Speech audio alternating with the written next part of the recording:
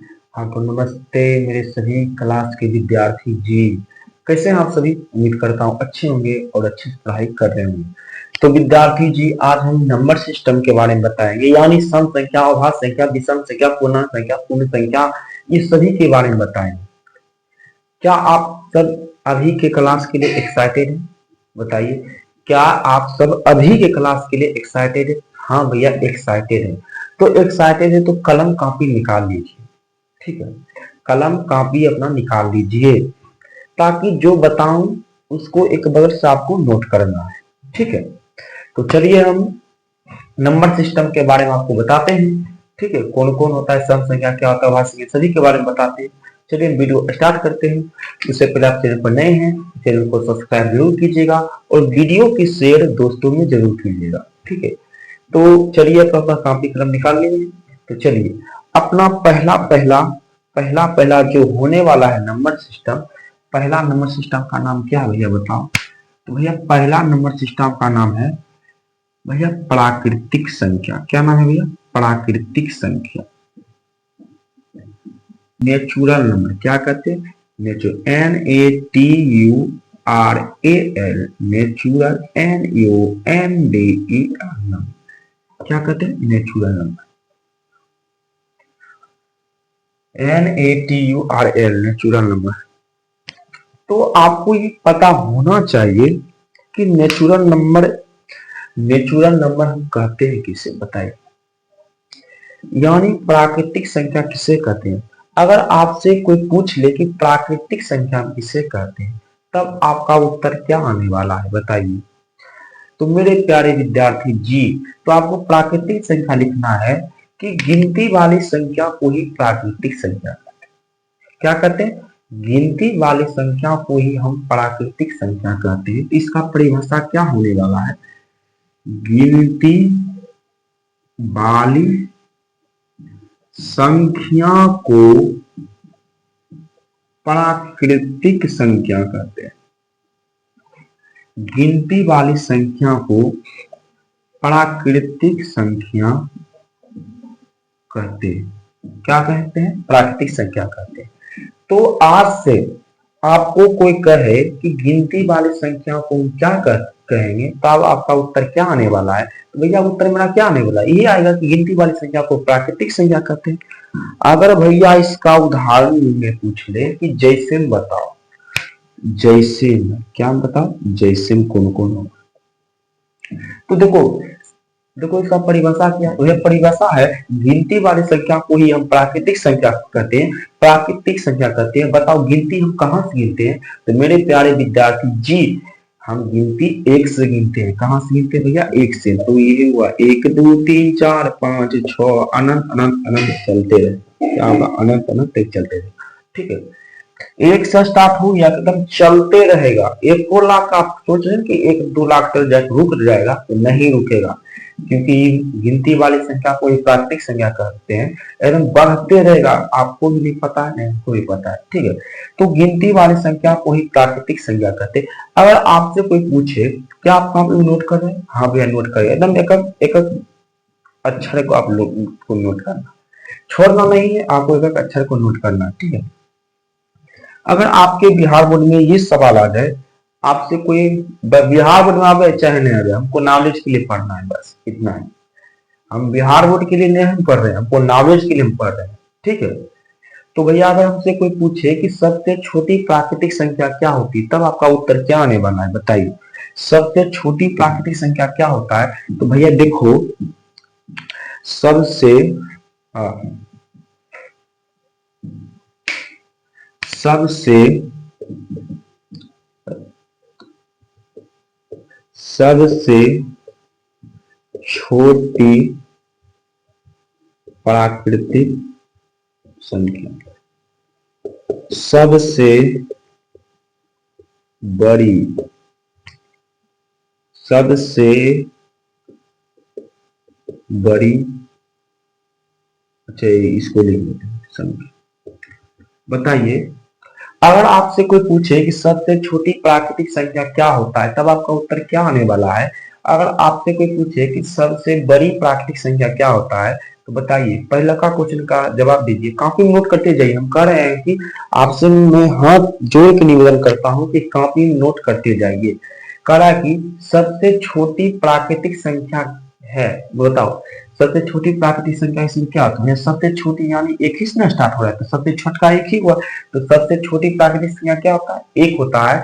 जबकि सबसे बड़ी प्राकृतिक संख्या क्या होता है? तो अनंत, हमको पता ही नहीं। अगर आप 1 लाख कहेंगे तो 2 लाख, अगर आप 3 लाख कहते हैं हम 4 लाख, इसी बढ़ते रहेगा। ठीक है, तो सबसे बड़ी प्राकृतिक संख्या क्या होगा भैया? तो भैया अनंत होगा, इनफिनाइट होगा। क्या होगा? इनफिनाइट, अनंत। ठीक है, तो ये हुआ प्राकृतिक संख्या। क्या आपको प्राकृतिक संख्या समझ में आया? हाँ भैया प्राकृतिक संख्या समझ में आया। सिंपल है, कोई अगर प्राकृतिक संख्या परिभाषा पूछ ले तो कहेंगे गिनती वाली संख्या को हम प्राकृतिक संख्या कहते हैं। जैसे भैया गिनती हम कहाँ से गिनते हैं? तो भैया हम गिनती 1 से गिनते हैं, तो यहाँ 1 से स्टार्ट हो गया, तो सबसे छोटी प्राकृतिक संख्या 1 है और सबसे बड़ी प्राकृतिक संख्या आपको पता नहीं है, अनंत है, तो चलते रहेगा। तो आप अपना दूसरा थीम लिखिए, साइड में लिखिए, दूसरा नोट्स में लिखिए पूर्ण संख्या। पहले आप इसको उतारिए,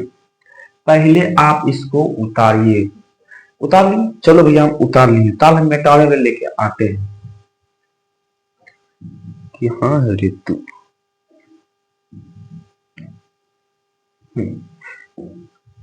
चलो भैया, क्या आप समझ गए प्राकृतिक संख्या? हाँ भैया प्राकृतिक संख्या समझ गए हैं।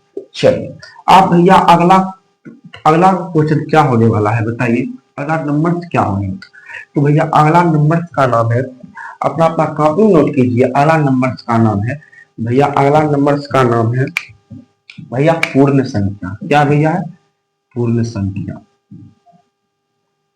पूर्ण संख्या क्या है भैया? पूर्ण संख्या। अगर आपसे कोई पूछे कि पूर्ण संख्या को इंग्लिश में क्या कहते हैं, तो भैया पूर्ण संख्या को इंग्लिश में कहते हैं होल नंबर। Whole number. चलिए आप बताइए, अगर आपसे कोई पूछे कि पूर्ण संख्या का परिभाषा क्या होता है, तब आपका उत्तर क्या आने वाला है बताइए। अगर आपसे पूछे कि पूर्ण संख्या का परिभाषा क्या होता है, तब आपका उत्तर क्या आने वाला है? तो भैया आपको जानते हैं, भैया आप जानते हैं कि पूर्ण संख्या परिभाषा कैसा होगा? हाँ हम जानते हैं कि अगर प्राकृतिक संख्या के आगे, अगर प्राकृतिक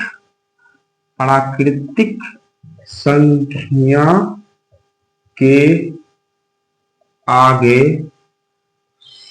शून्य लगा देने पर वह पूर्ण संख्या बन जाता है।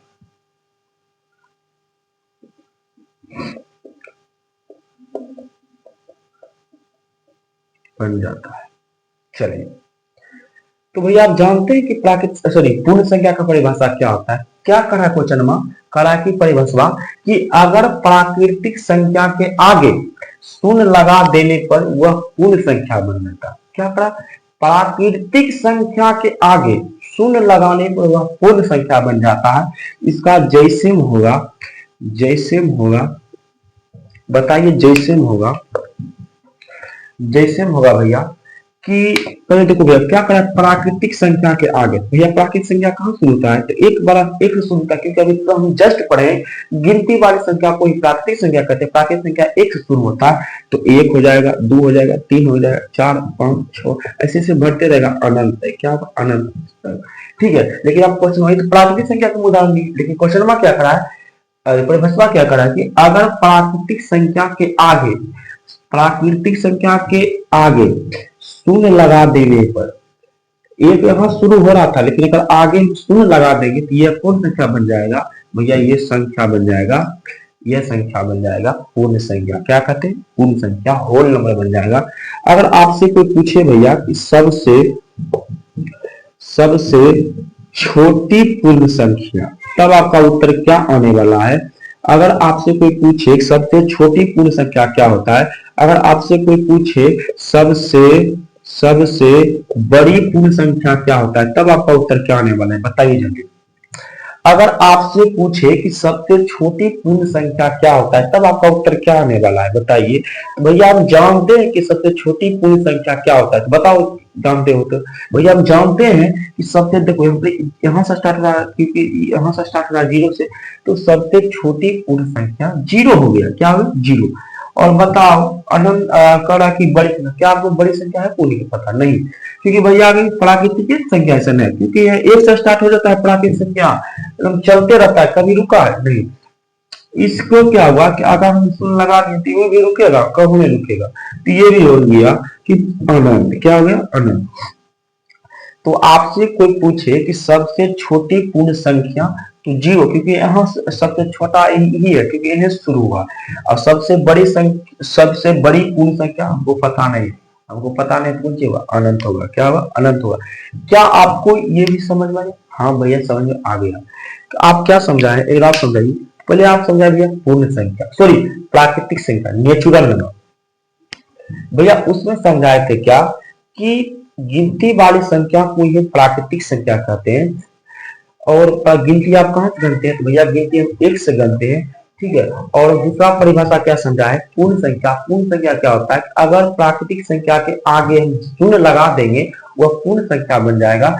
यहाँ से प्राकृतिक संख्या था, लेकिन अगर हम शून्य लगा दिए ये पूर्ण संख्या बन गया, ठीक है। तो आपको ये समझ में चल आया। तो अगला अपना हेडिंग दीजिए सम संख्या। क्या दीजिए? सम संख्या। आप अगला सवाल पे हेडिंग दीजिए सम संख्या। क्या दीजिए? सम संख्या। आगे आप सब हेडिंग दीजिए सम संख्या। क्या भैया तीनों में समझेंगे भैया? सम संख्या क्या देखेंगे भैया? सम संख्या। सम संख्या को भैया इंग्लिश में क्या कहते हैं बताइए? सम संख्या को इंग्लिश में क्या कहते हैं भैया? सम संख्या को इंग्लिश में कहते हैं इवन नंबर। क्या कहते हैं? Even number. क्या कहते हैं? Even number. Even number. आप बताइए सम संख्या। तो ये देखो बाबू, ये परिभाषा आपको याद नहीं है तो बहुत दुख की बात, क्योंकि ये परिभाषा बच्चा बच्चा को याद है। हाँ हम बता रहे हैं, ये परिभाषा अगर आपको याद नहीं है तो मजा आने वाला नहीं, क्योंकि ये इसका परिभाषा बच्चा बच्चा को पता रहता है। क्या आपको पता है? हाँ भैया हमको भी पता है। भैया क्या है? करा कि सम संख्या। सम संख्या किसे कहते हैं? वह संख्या जो दो से भाग देने पर पूरा पूरी कट जाए उसे हम सम संख्या कहते हैं। वह संख्या जो दो से भाग देने पर पूरा पूरी कट जाए उसे हम कहते हैं सम संख्या। तो भैया इसका परिभाषा क्या होगा? भैया परिभाषा होगा वह संख्या। क्या होगा भैया? वह संख्या जो दो से भाग देने पर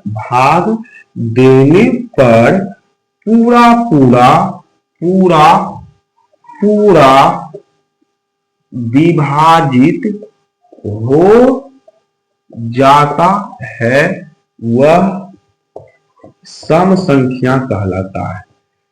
सम संख्या को होलो करता कता कहलाता है। भैया बताओ जैसे में क्या करा है? वह संख्या जो दो से भाग देने पूरा पूरी कट जाए उसे हम क्या करेंगे? सम संख्या कहेंगे। अच्छा बताओ, एक से बात बताओ, दो भगा एक में नहीं पूरा कट देगा? नहीं कटेगा, क्योंकि यही बड़ा है तो छोटा कभी नहीं कटेगा। दो के बाद देखो दो, हाँ दो देखो कट जाएगा, दो के बाद दो तो कट जाएगा।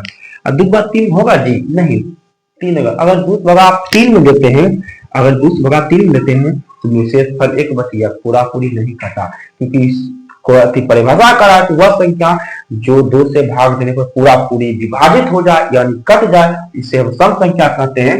तो बताओ ये पूरा पूरी नहीं कटा, ये नहीं हो सकता है। यह दो नहीं होगा, दो के बाद तीन नहीं होगा, दो होगा, तीन नहीं होगा, तेरा चार होगा, चार के बाद पांच होगा, लेकिन अरे यार क्या बोले, चार के बाद पांच नहीं होगा जबकि छह होगा, छह के बाद सात नहीं होगा, आठ होगा, आठ के बाद नौ नहीं होगा, 10 होगा। ऐसी भैया अनंत तक चला जाएगा। अगर हमसे कोई पूछे सबसे छोटी विषम संख्या तो दो बताएंगे। अगर हमसे कोई पूछे सबसे बड़ी विषम संख्या तो अनंत बताएंगे। ठीक है, चलिए तो आपको सम संख्या भी समझ आ गया। सम संख्या उसे कहते हैं जो दो से भाग में पूरा पूरी कट जाए उसे सम संख्या कहते हैं।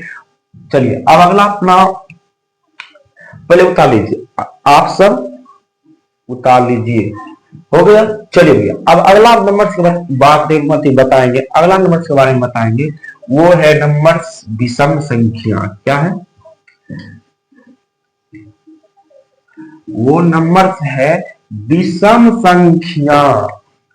क्या भैया है? विषम संख्या, विषम संख्या। इसको इंग्लिश में कहते हैं ओड नंबर। आप बताओ, सम संख्या में तो 2 से भागने में पूरा कट जाता था, वो सम संख्या हो गया। विषम संख्या किसे कहेंगे? वो संख्या जो 2 से भागने में पूरा पूरी विभाजित ना हो, ना कटे, उसे हम विषम संख्या कहते हैं। देखो इसका परिभाषा, वह संख्या जो 2 से भाग देने पर, 2 से भाग देने पर पूरा पूरा पूरा पूरा विभाजित नहीं होता हो, उसे विषम संख्या कहते हैं। जैसे में क्या होगा भैया? देखो विषम संख्या क्या हुआ? वह संख्या जो 2 से भाग देने पर पूरा पूरी विभाजित ना हो, उसे विषम संख्या कहेंगे। क्या भैया 2 से भागा 1 ने नहीं पूरा पूरी कर देगा ना भैया? तो स्टार्ट हो गया 1 से। क्या भैया 2 से भागा 2 ने पूरा पूरी कर जाएगा? देखो अब पूरा पूरी कर गया तो सम संख्या का हिस्सा हो गया। हमको खोजना है विषम संख्या जो 2 से पूरा पूरी ना कटे। तो भैया 2 के बाद क्या होगा भैया?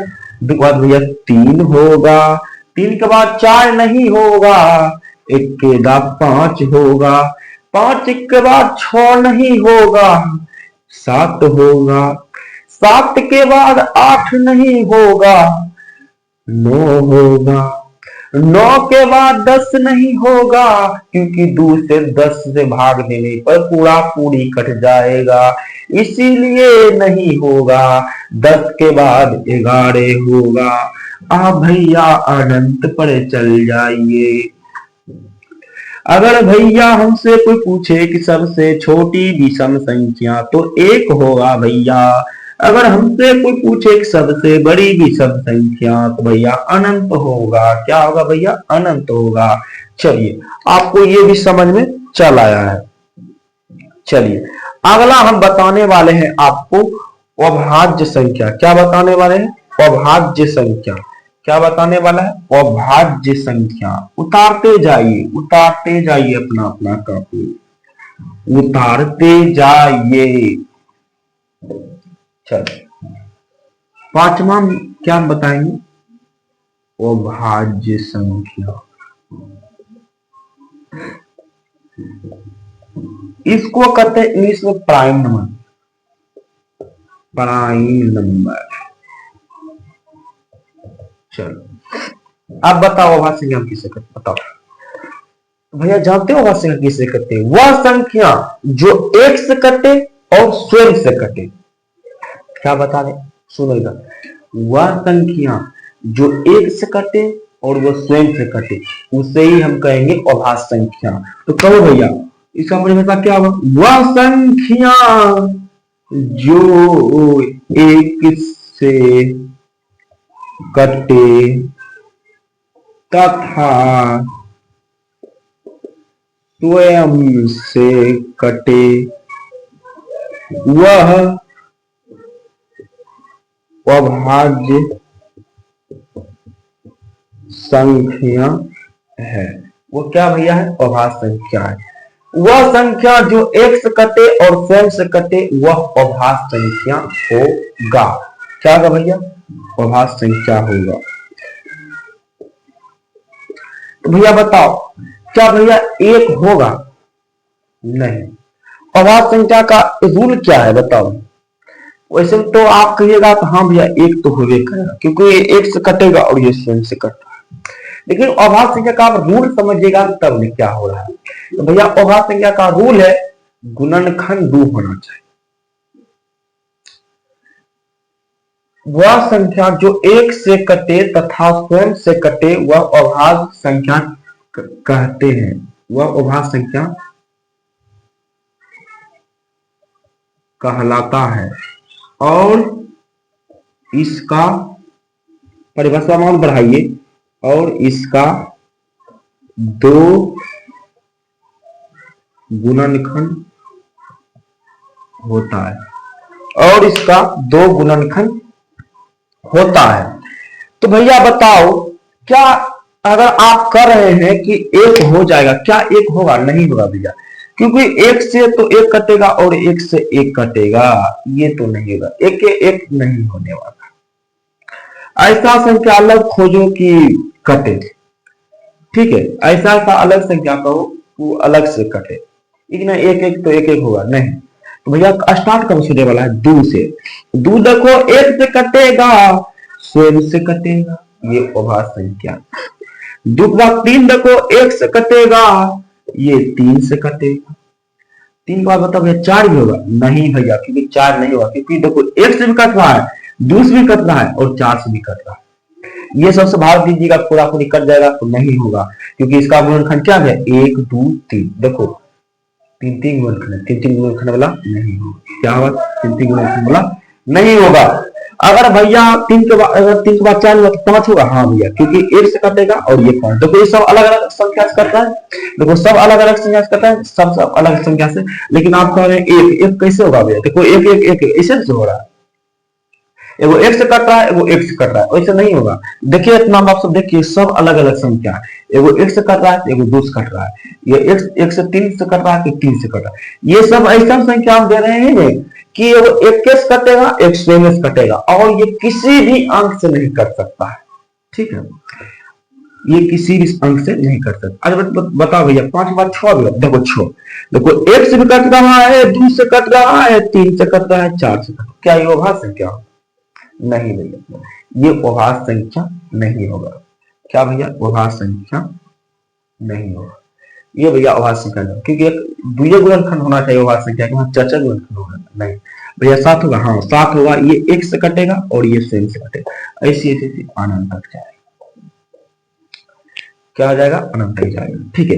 तो आपको अभाज्य संख्या में एक ऐसा संख्या खोजना है जो एक से कटे और स्वयं से कटे।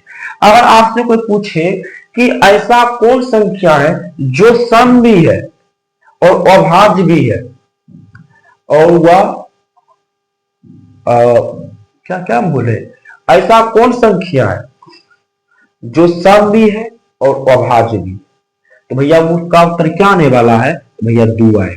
दो देखो अभाज्य भी है, क्या भैया? दो अभाज्य भी है और दो सम भी है, ठीक है। और आपसे ये सवाल में आए बिहार बोर्ड की परीक्षा में कि सबसे छोटी अभाज्य संख्या क्या होता है, तब आपका उत्तर क्या आने वाला है? बताओ, ये तो अभी बताइए। देखिए ऐसा कौन संख्या है जो अभाज्य भी है और सम भी है? तो दो देखो अभाज्य में भी है और ये दो सम भी है, क्योंकि दो तुम भागा देंगे पूरा पूरी कट जाएगा, जब पूरा पूरी कट जाता है वो सम संख्या हो जाता है।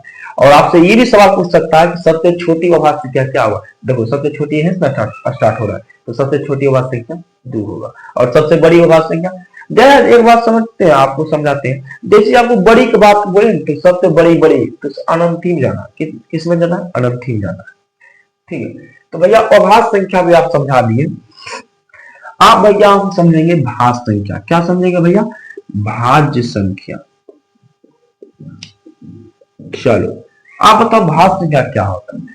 तो भैया देखो अभाज्य संख्या में वह संख्या जो एक से कटे और स्वयं से कटे और इसका अभाज्य संख्या कहलाता है और इसका दो गुणनखंड होता है। अभाज्य संख्या में सिर्फ और सिर्फ दो गुणनखंड होना चाहिए, लेकिन भाज्य संख्या में दो से अधिक गुणनखंड वाले संख्या भाज्य संख्या कहलाती है।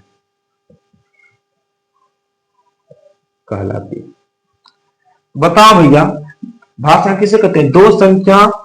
दो से अधिक वाले संख्या, क्या लिख दिए? दो से अधिक वाले संख्या भाज्य संख्या कहलाते हैं। दो से अधिक, अरे यार ऐसे लिखना था हमको, दो से अधिक गुणनखंड दो से अधिक गुणनखंड, हाँ अजाब भराएगा गुणनखंड। आपको कैसे परिभाषा लिखना है, सॉरी इतनी गलत लिखा गया था, आपको लिखना है दो से अधिक गुणनखंड वाले संख्या भाज्य संख्या कहलाती है। तो क्या बताओ भैया, दो होगा? नहीं भैया, ये एक और दो ही कट रहा है, ये नहीं हुआ क्योंकि दो से अधिक इसको चाहिए, क्योंकि क्या कर रहा है, दो से अधिक गुणनखंड वाले संख्या, दो से अधिक खोज रहा है। ये भाज्य संख्या करा कि तो अभाज्य कराता है, हमको सिर्फ दो ही चाहिए, 10 दो से कम लेंगे नहीं, दो से ज्यादा लेंगे, इस शब्द को दो ही दो कट रहा है। लेकिन भाज्य संख्या कहता है हमको दो से अधिक चाहिए, हम दो ले लेंगे, दो हम दो लेवे नहीं करेंगे। तो इसका रूल क्या है, तो दो से हमेशा अधिक खोजता है, हमेशा भाज्य संख्या दो से अधिक गुणनखंड खोजता है। ठीक है, तो बताइए तो एक ही और एक से लग रहा है, दो से लग रहा है, तो दो गुणनखंड हो रहा है, लेकिन ये होगा नहीं क्योंकि दो से अधिक गुणनखंड खोज रहा है, दो हो रहा है, नहीं होगा। तीन हुआ, तो तीन भैया एक्स भी होगा, और तीन तीन भैया एक्स भगा देंगे, तीन पूरा कट जाएगा, और तीन से भगा देंगे पूरा कट जाएगा, ये भी नहीं होगा क्योंकि इसका गुणनखंड नहीं हुआ।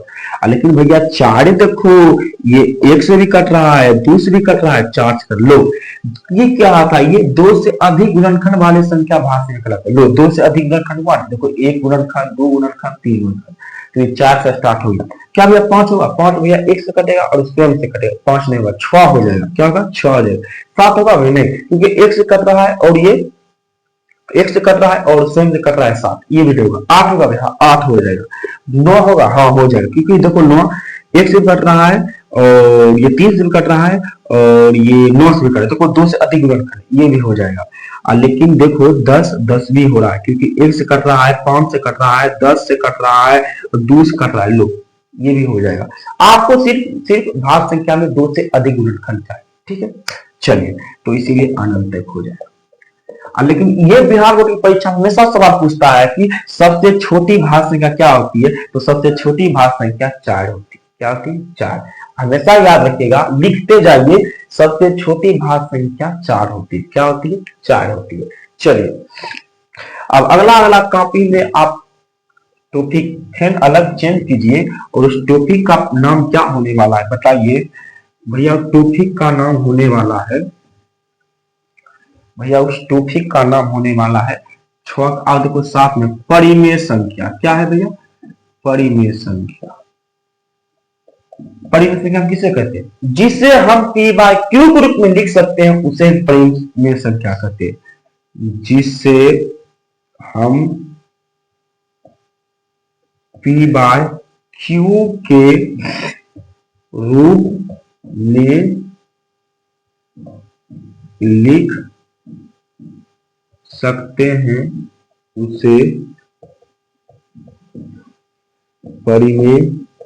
परिमेय संख्या कहते हैं। जिसे हम पी बाय क्यू के रूप में लिख सकते हैं, उसे हम परिमेय संख्या कहते हैं। अच्छा आप बताइए, क्या आप समझ सकते दो परिमेय संख्या है कि नहीं? हाँ भैया, दो परिमेय संख्या, क्योंकि ये सिंपल में लिखा हुआ है। अगर आप याद रखिएगा, जो संख्या सिंपल में लिखा हुआ है वो भी परिमेय संख्या, क्योंकि इसके नीचे पूछना है तो एक है। लो, ऊपर वाले को तुम मान लो पी और नीचे वाले को मान लो क्यू। लो, पी बाय क्यू लिखा, ये भी परिमेय संख्या। अगर आपसे कोई सवाल पूछे 800 कौन संख्या बताइए, तब आपका उत्तर क्या आने वाला है? 800 कौन संख्या है?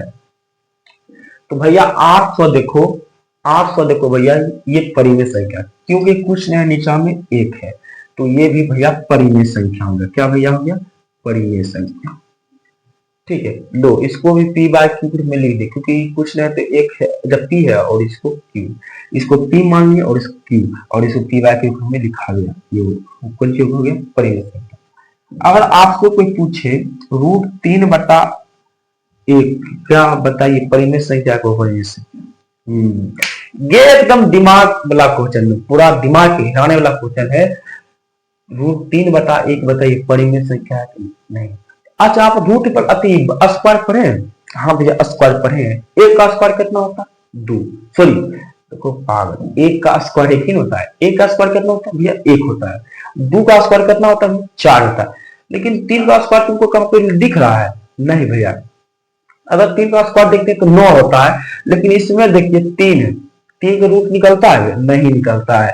जब रूटेड है लिख लेगा तो इसको भयंत पी बाय क्यू कोई मतलब कि खड़ा नहीं रहेगा, मतलब कि उसका रूट में मान नहीं निकल रहा है तो वो परिमेय संख्या नहीं होगा, क्योंकि अति और परिमेय संख्या को पी बाय क्यू के रूप में नहीं लिख सकते, तो ये परिमेय संख्या नहीं होगा क्योंकि इसका वर्ग नहीं निकलता, ये परिमेय संख्या नहीं होगा।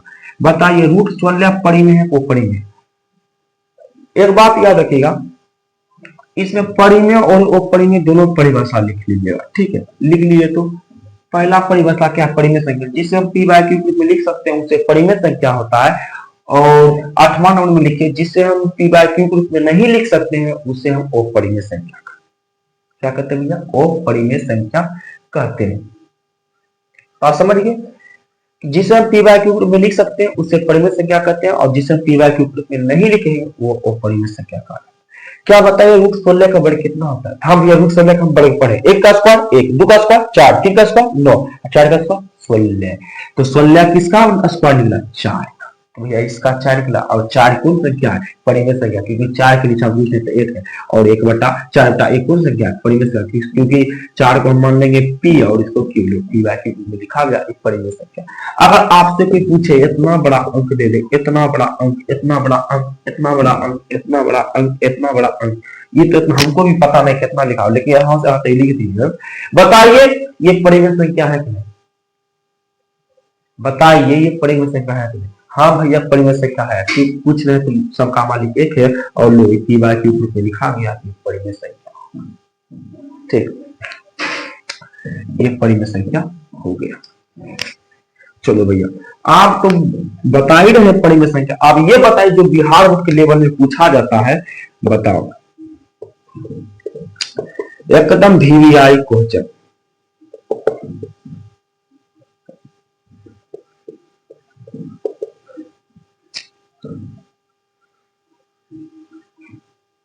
तो ये उनका बात चेंज कर इसे देश संख्या।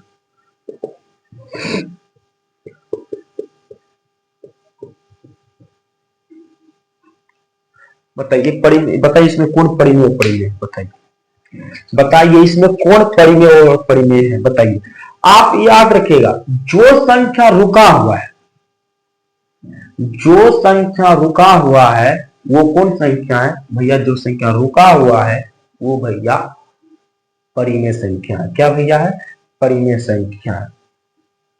बताओ ये संख्या यहां से यहां तक स्टार्ट किया फिर हमारा रुक गया, तो जो संख्या रुक गया वो पी से परिमेय हो गया, और जो संख्या चलते हैं, जो संख्या चलते हैं उसको कौन संख्या कहें?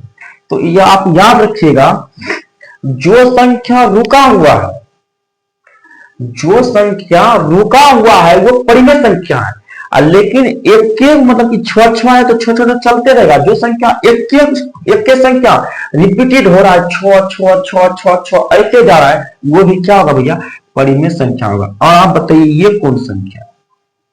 देखो भैया ये यहां से स्टार्ट हुआ ना, अब ये कहा कि हम चलते रहेंगे रुकेंगे नहीं, तो भैया ये कौन हो गया? वो परिमेय संख्या। और आपको जिस पर भी रेकरिंग आपको दिख जाए वो भी कौन संख्या है भैया? वो परिमेय संख्या। क्या भैया? वो परिमेय संख्या। अलग अलग अंक रेकरिंग दिख जाए वो भी भैया वो परिमेय संख्या है। तो आप देखिए जो संख्या रुका रहे उस परिमेय, और जो संख्या एक संख्या रिपीटेड हो रहा है, छोटे चलते रह रहा है वो भी परिमेय, और जो संख्या अलग अलग आ रहा है वो भी भैया वो परिमेय हो जाएगा, और जो संख्या पर टोपी लगा हुआ वो भैया वो परिमेय। ठीक, क्या होगा भैया? वो परिमेय। चलिए तो हम परिमेय और परिमेय को ठीक शिफ्ट कर दिए हैं। चलिए अगला हम समझाएंगे, एकदम लास्ट है सहअभाज्य संख्या। क्या है? एकदम लास्ट वाला है सहअभाज्य संख्या। सहअभाज्य संख्या बताइए सहअभाज्य संख्या किसे कहते हैं? बताइए।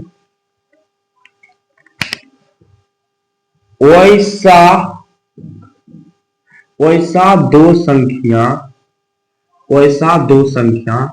जिसका मोसो उतारते जाइए, जिसका मोसो एक आता हो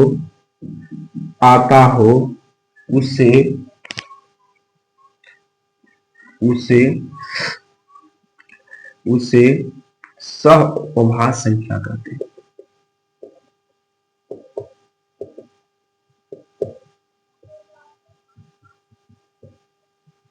वैसा वैसा दो संख्या जिसका मोसो एक आता हो उसे सहवास संख्या कहते हैं। आपको दो ऐसा संख्या खोजना है, आपको दो ऐसा संख्या खोजना है कि अगर उसका हमें महत्तम करें उसका मोसो एक आता। क्या कर रहे हैं आपको भैया, कर रहे हैं आप कि आप एक नहीं, आप ऐसा दो संख्या खोजिए अगर उस दोनों का हम मोसो निकालें उसका मोसो का मान एक आना चाहिए। तो भैया वो कौन होगा, तो भैया देख लो, आपको जोड़ लगा के निकालना है, ठीक है।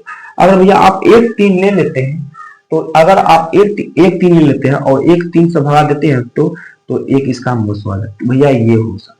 अगर भैया एक 5 ले लेते हैं तो देखिए एक 5 से अगर आप महत्तम करते हैं तो इसका मोसो भी एक, ये भी हो गया। अगर भैया आप 10 और 12 ले लेते हैं, अगर 10 भगा 12 लेते हैं तो एक मतलब करता है और 2 और 10 पूरा आप निकल लो। क्या इसका मोसो एक आया, भैया इसका मोसो एक नहीं आया, ये नहीं हो सकता, क्योंकि वो सहअभाज्य संख्या का रूल होता है कि ऐसा संख्या दो संख्या खोजिए जिसका मोसो एक आता हो। लास्ट है 6 8 क्या मोसो है भैया, तो 6 8 हम लोग महत्तम करेंगे और एक मतलब 8 और 6 गया 2 नहीं है, 2 है। क्या भैया इसका मोसो 2 आना चाहिए, नहीं, इसका आना था 1 लेकिन आया 2, तो इस बात अगर सही बनाएंगे तो 2 ही आएगा, तो वहां नहीं होगा, क्योंकि सहवास संख्या का रूल है कि इसका मोसो एक आना चाहिए। देखो इस दोनों में एक आया और इस दोनों में एक आया और ये दोनों में 2 आया। आपको ऐसा दो संख्या खोजना है जिसका सहअभाज्य संख्या यानी मोसो उसका एक आना चाहिए। आपको लास्ट सवाल देते हैं, बताइए 6 और 15, बताइए इसका मोसो कितना आने वाला है।